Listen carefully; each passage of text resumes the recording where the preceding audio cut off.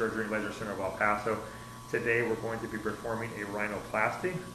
This young girl presents and she desires to have her nose refined. Primary thing on her is just the tip of the nose. She feels is wide, as well as she feels that she has some flare here, and she feels the nostrils are wide. You can see from the picture here that indeed is the case, and so most of the work is going to be done on the tip of the nose.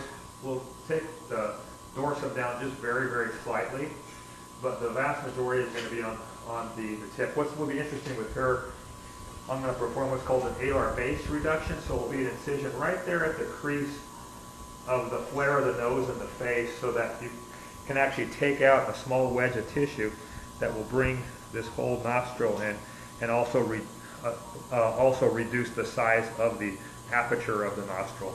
So those things will be done. She's also having some breathing problems, so we're going to do a septoplasty.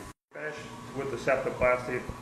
The septum, which is the middle partition of the nose, was real deviated off to the left, and so it was mostly on the floor, the bottom part, so I took that out, closed up the mucosa.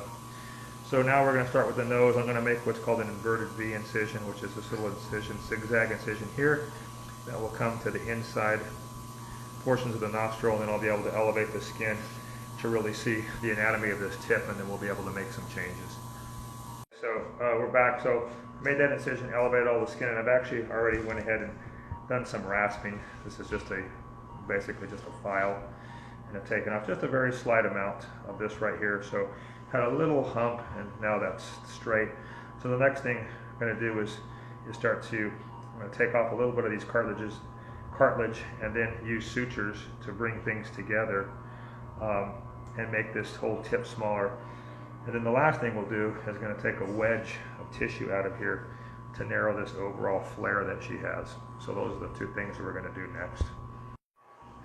All right, so we're back, and so I've narrowed the tip, and I put sutures in, and so that's done what we wanted it to do here, and that's elevated the tip, and it's rotated the tip up a little bit. But really the whole main purpose of this video was to show this procedure right here, which is the alar base reduction, because on this patient, without that, she won't be happy. This is the key part of the procedure, is this alar base reduction. So I have it marked out here for a 6mm wedge to be removed. Right here, what we call the alar facial groove.